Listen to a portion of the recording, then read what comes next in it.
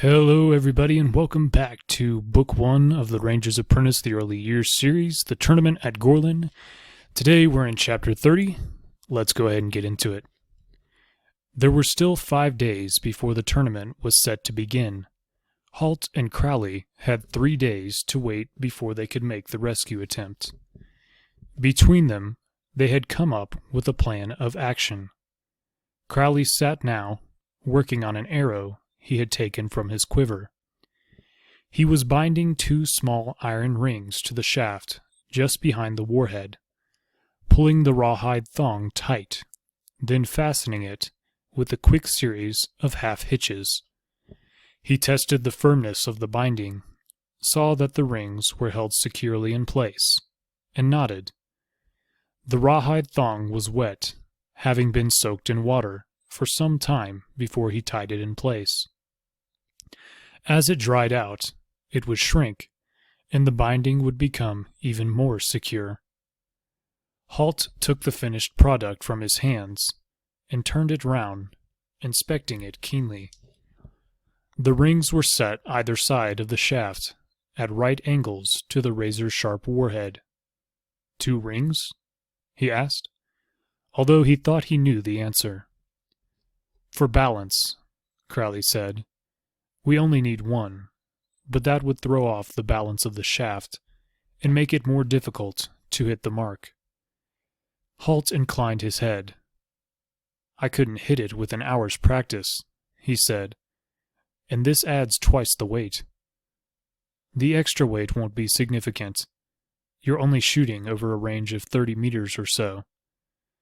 Might as well keep the shaft balanced as much as we can. I suppose so.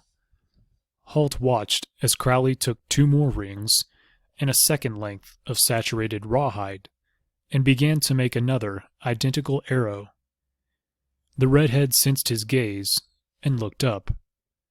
Just making a couple of spares. Inconceivable as it might seem, you could miss. Halt grunted. Remember, you'll also be shooting one from the top of the bluff to the terrace. Better make 3 or 4 spares. Crowley ignored him. As he worked, his companion began to study the coils of rope they had brought with them. Even without seeing the castle, they had known that they would have to cross the river and scale the walls, and those tasks would require plenty of rope. They'd purchased 2 large coils and an equal amount of light twine in a village they had passed on the way to the Castle Wild River. The iron rings came from a smithy in the same village, and they had also bought an extra saddle horse, a long-legged young gelding with strength and speed in his lines. Duncan would need a good horse when they escaped. Once they reached the tournament grounds, Harold would supply him with a trained battle horse.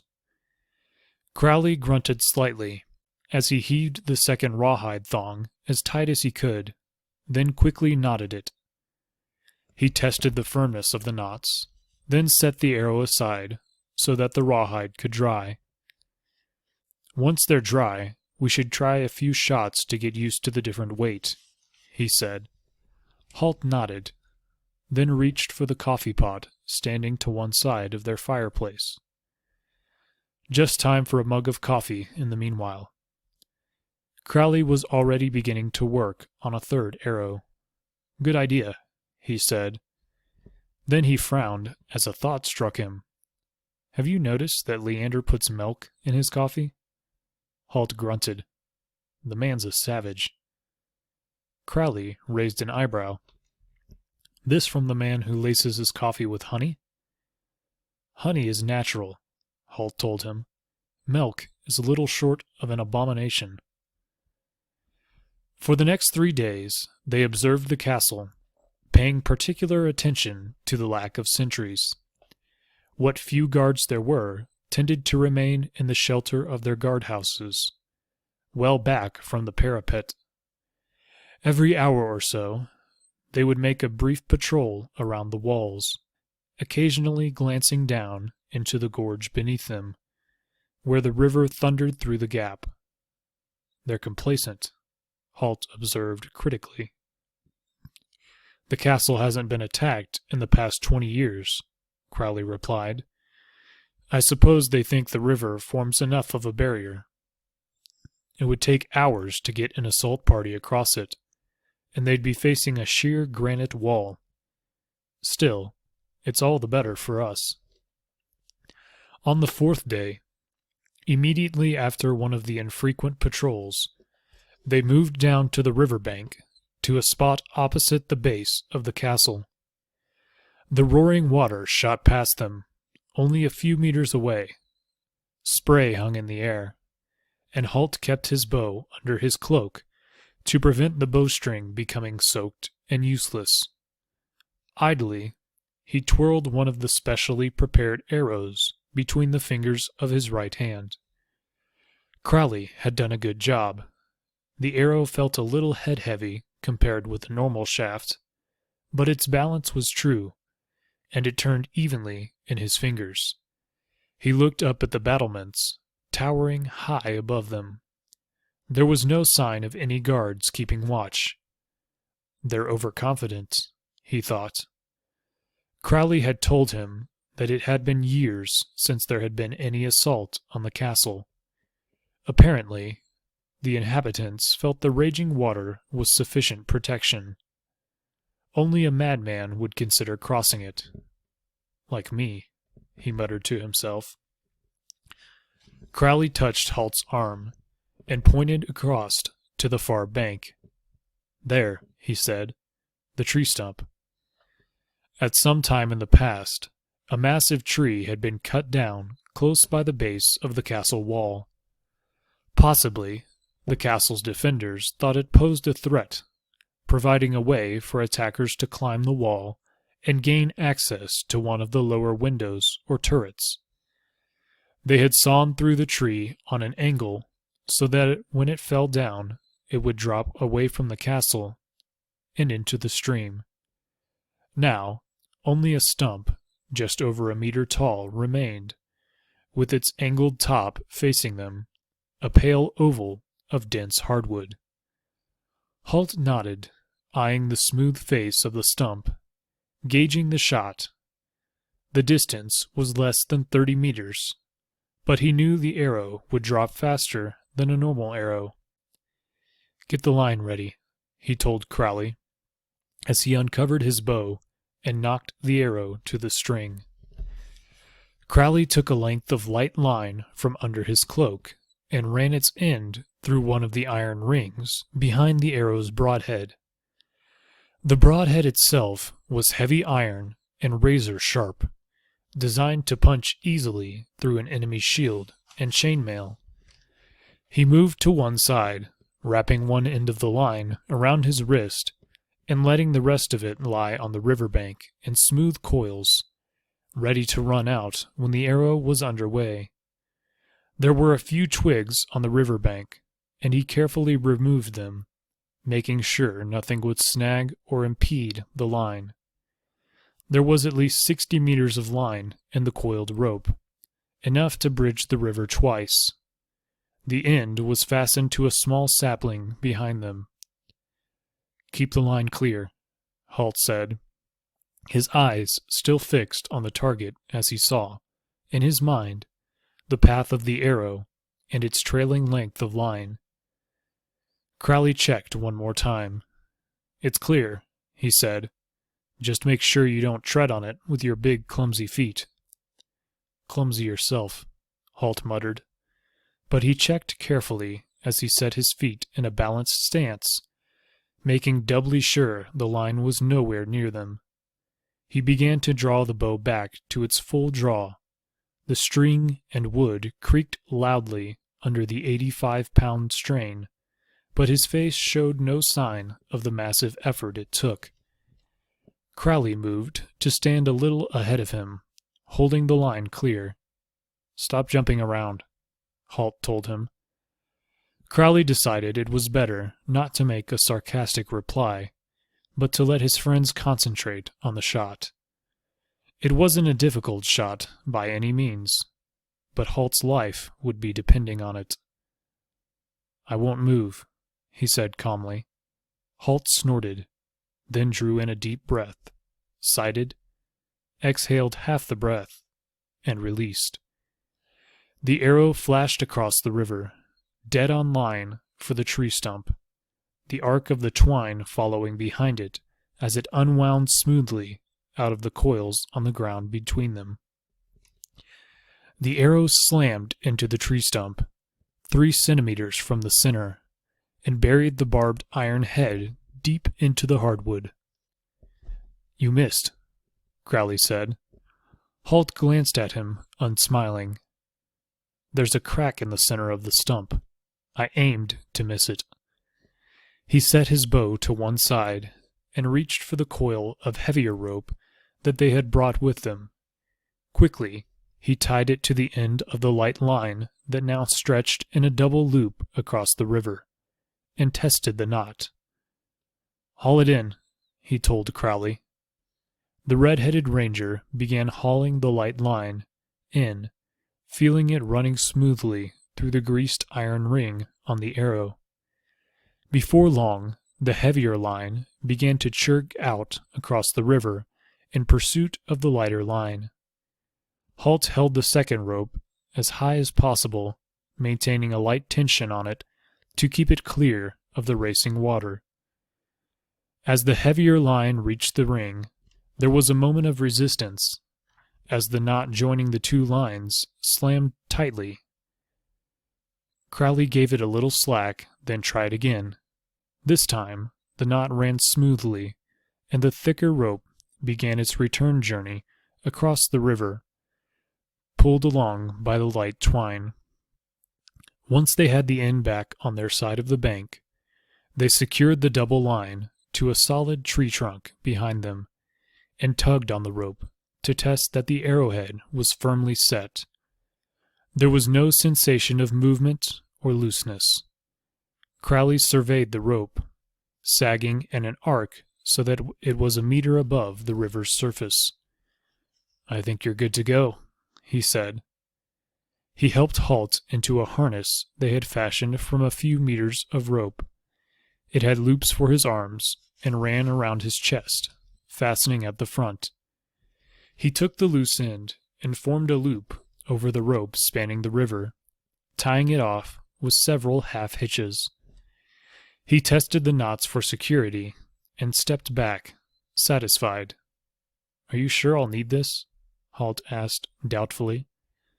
"You'll need it. If you let go of the rope, you'll be swept 500 meters downstream before you can draw breath.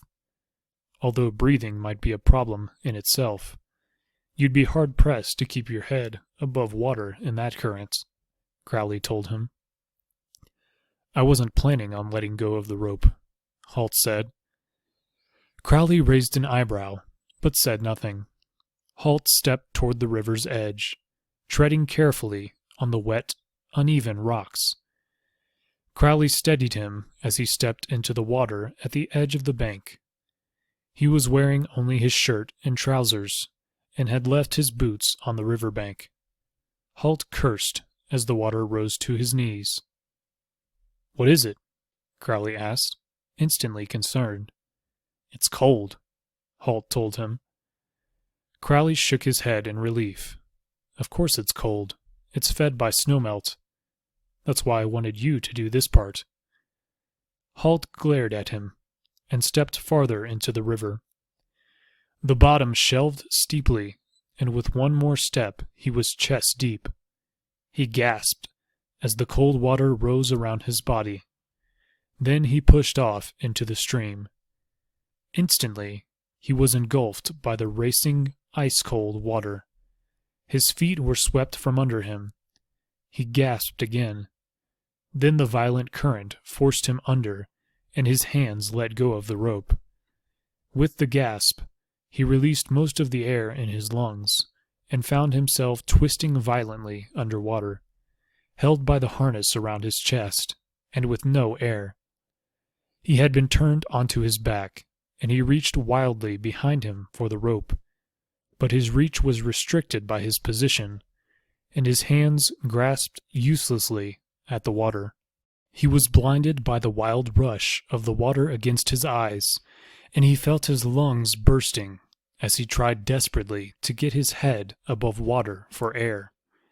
Water forced its way up his nostrils, and he coughed once, unable to prevent the reflex action.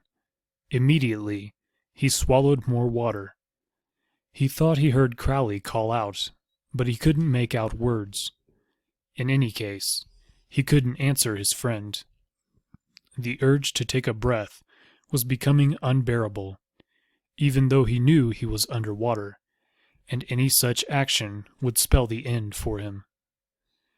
After all the dangers he had faced in his young life, he thought this was a particularly useless way to die. Twisting and turning on the end of a rope in a river like a hooked trout. In spite of himself, he allowed a little water to force its way into his mouth, instantly coughed and gagged, and swallowed more water. His chest was bursting with the need for air. He knew he couldn't last much longer. Then he managed to twist onto his side, and his flailing left hand touched something. It was the rope. He twisted his hand so that he wrapped a loop of the rope around his wrist and heaved himself back against the force of the current. He tried to open his eyes, but the battering water kept them closed. Then his searching right hand closed over the rough texture of the rope, and he gripped it fiercely. With both hands on the rope, he had better purchase, and he hauled himself forward and up against the currents. He felt his head break clear of the water, and took in a huge, shuddering breath, feeling the burning pain in his chest abate. He slid his right hand farther along the rope, loosened the loop around his left wrist, and began to haul himself toward the far bank, a meter at a time. His head was constantly submerged, and he learned to breathe quickly in the brief moments during each pull when he was above the surface. Doggedly, he continued to drag himself through and under the water, amazed by the sheer force of the current as it buffeted his trailing body. He knew that if he lost his grip on the rope again, he would never regain it. He wouldn't have the strength. Once, he thought he felt the rope move slightly, as if the arrowhead holding it had loosened. His heart rose into his mouth at the thought of being cast adrift in this pummeling, freezing water. But the arrow held, and he continued his slow, breathless progress. Working blindly, he crabbed his way into an eddy behind a large rock on the far side. The current suddenly lessened, and his legs, for the past desperate 5 minutes stretched out horizontally by the force of the river, sank slowly down again until his feet touched the rocky bottom.